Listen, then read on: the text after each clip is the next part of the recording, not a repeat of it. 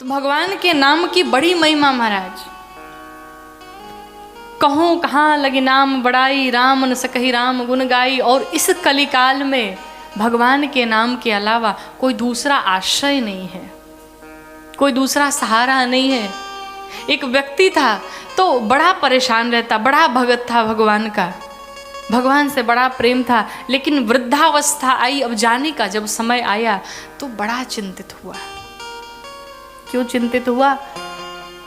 कहा मेरे जाने के बाद मेरे रघुनाथ जी की सेवा कौन करेगा, मेरे भगवान की सेवा कौन करेगा। और ये भी बड़ी कृपा की बात है। लोग अक्सर क्या सोचते हैं, मेरे जाने के बाद मेरा बिजनेस कौन संभालेगा, मेरे जाने के बाद ये घर कौन देखेगा, ये हमारी इतनी प्रॉपर्टी जो हमने बना रखी है कौन देखेगा। बिरले ही कोई व्यक्ति ऐसा कहता है कि मेरे जाने के बाद मेरे भगवान की सेवा कौन करेगा।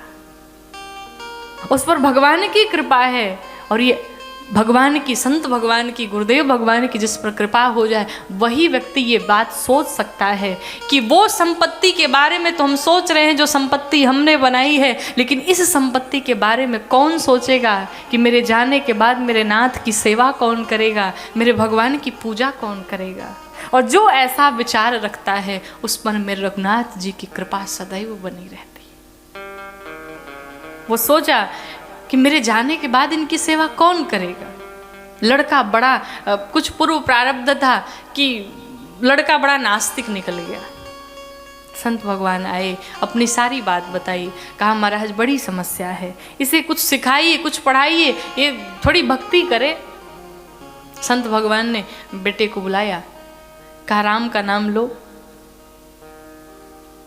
कहा देखो तुम्हारी भलाई इसी में है कि तुम यहाँ से चले जाओ, मुझे राम का नाम लेने में कोई इंटरेस्ट नहीं है, और तुम्हारा सम्मान कर रहा हूँ, संत हो इसलिए शांत हूँ। फिर भी संत भगवान नहीं माने। कहा महाराज राम का नाम लो। कहा नहीं लूंगा। कहा लो। कहा नहीं लूंगा। कहा राम का नाम लो। नहीं लूंगा। अब इतना क्रोध आया, कहा कुछ नहीं लूंगा। कहा क्या नहीं लोगे? कहा राम का नाम नहीं लूंगा। संत भगवान ने कहा बोल तो दिया तुमने, चलो चाहे जैसे भी बोला, बोला तो सही।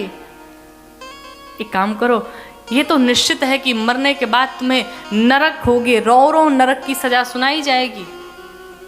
लेकिन जब तुम्हें सजा सुनाई जाए तो उस समय तुम यमराज से कहना महाराज हमने अपने जीवन में एक बार राम का नाम लिया है, और एक बार राम का नाम लेने का जो फल होता है मुझे दे दो, फिर मैं नरक में जाऊंगा।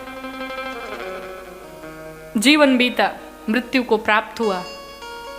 जब मर गया, पहुंचा यमराज के पास, सजा सुनाई गई रो नरक की। इसने कहा ठहर जाओ।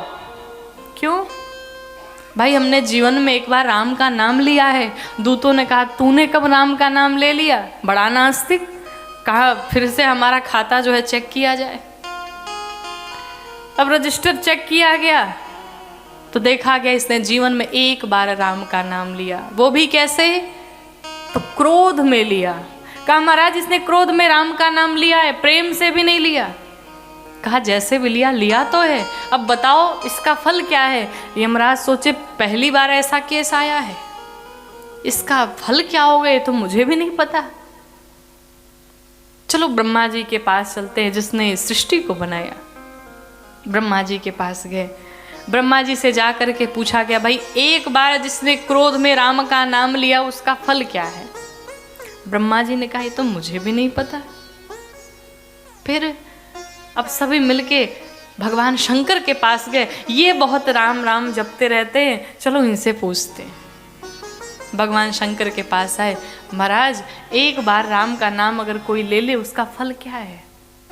भगवान शंकर ने कहा है तो मैं दिन रात लेता रहता हूँ, एक बार का मैं फल क्या जानूं।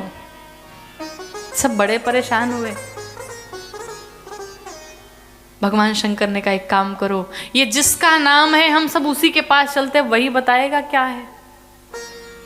सभी भगवान नारायण के पास पहुंचे और जाकर के कहा प्रभु जिसने एक बार आपका नाम क्रोध में ले लिया हो, गलती से ले लिया हो, भूल से ले लिया हो, उसका फल क्या होता है। आपको बताऊं भगवान नारायण जोर जोर से मुस्कुराने लगे।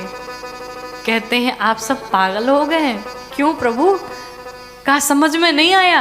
कहा नहीं, क्यों?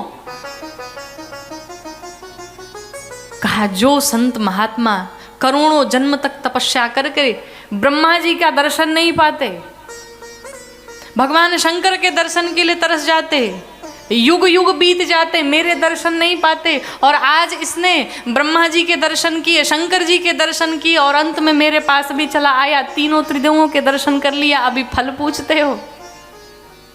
बोले श्री रामचंद्र भगवान की। तो भगवान के नाम की बड़ी महिमा।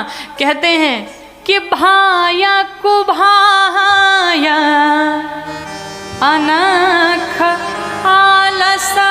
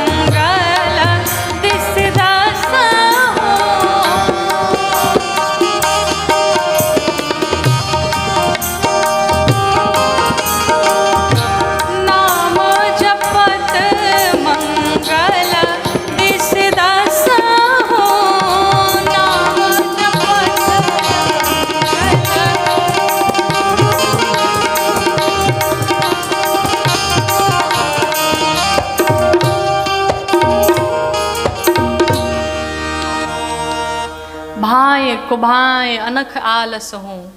अर्थात प्रेम से लीजिए, बिना प्रेम से लीजिए, सोते लीजिए, जागते लीजिए, उठते लीजिए, बैठते लीजिए, चलते फिरते, रोते, नाचते गाते, भोजन बनाते, ड्राइव करते, जब इच्छा तब लीजिए, चाहे जैसे भी लीजिए।